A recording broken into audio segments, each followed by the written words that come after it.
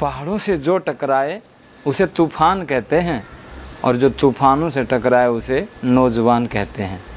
आज मेरे भारतवर्ष का 78वां स्वतंत्रता दिवस।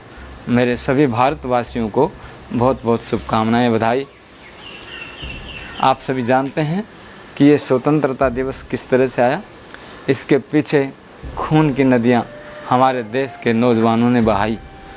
इतना ही नहीं, उनकी आयु मात्र 15 से 23 वर्ष के बीच में ही थी और उन नौजवानों के अंदर इतना जोश था, होश था, उन्होंने अपने भारत माँ को आज़ाद कराया।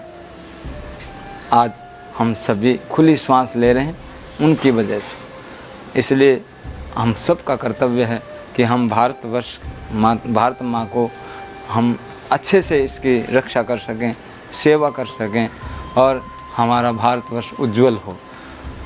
ये आप जानते हैं कि जब जब किसी राष्ट्र की संस्कृति और संस्कारों पर कुठाराघात होता है तो वो राष्ट्र हमेशा किसी न किसी के कैद में आ जाता है। आज हमारा भारतवर्ष वही दयनीय स्थिति 78 साल वर्ष पहले थी। हमारा सबका कर्तव्य बनता है कि हम हमेशा यही कार्य जो हमारे भारतवर्ष की उन्नति है उसको निरंतर करते रहें।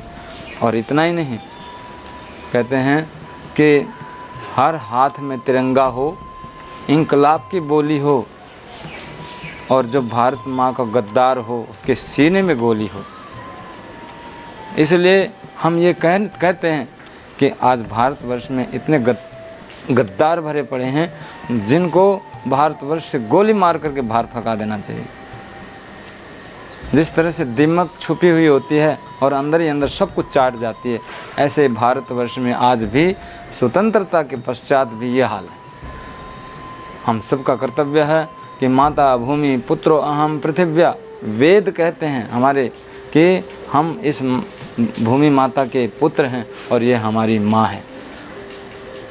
जब देश के अंदर अधर्म बढ़ रहा था, अन्याय बढ़ रहा था, पाप आचरण बढ़ रहे थे, उस वक़्त जब भगवान कृष्ण माता कुंती से मिलने गए तो उनसे कहा था कि अब धर्म युद्ध की ठहर गई है, बताइए कि मैं आपके पुत्रों को क्या संदेश दूं।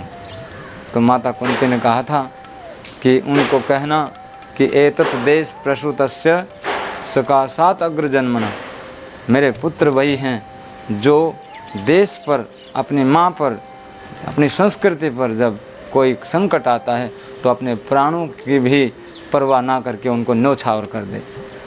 आप सोचिए कि आज हम कितनी आवश्यकता है। आप पड़ोसी देशों को देखिए, बांग्लादेश में क्या हो रहा है। कोई काम आ रही है, कोई सरकारें, उनके पास भी बड़े बड़े राष्ट्र भवन थे, बड़े बड़े फार्म हाउस थे, लेकिन वो छोड़ करके उनको भाग रहे हैं। यदि ऐसा ही हमारे भारतवर्ष में हुआ तो आप सोचिएगा कि वो तो भारतवर्ष में किसी तरह आ जाएंगे वहाँ से भाग करके हिंदू में, मगर भारतवर्ष के जो हिंदू वो कहाँ जाएंगे। सोच के देखिएगा, ये आपके सामने है। मैं अधिक ना बोलता हुआ मैं यही आप लोगों को सचेत करना चाहता हूँ, क्योंकि मुझे इस भारत भूमि, भारत माँ की सेवा के लिए भगवान ने भेजा। जैसे महर्षि दयानंद सरस्वती जी ने जब उनको जहर पिला दिया, उनको कांच पिला दिया, तो महर्षि दयानंद सरस्वती जी ने कहा था कि हे ईश्वर, मैं तो आपका काम करने आया था कि मेरी इच्छा है कि मैं आपके कार्य को आगे बढ़ाऊं, वेद शास्त्रों का प्रचार करूं। तो उसी तरह मैं भी आज इस संसार में हूं और ऋषि दयानंद के अनुसार ही कार्य करते हैं। हम सब मिल कर के भारत माँ को हमेशा हमेशा के लिए उन उपद्रवी और कुठाराघाती उनसे बच करके हम रहें, जिससे कि हम इस देश को सुरक्षित रख सकें। जय हिंद, जय भारत।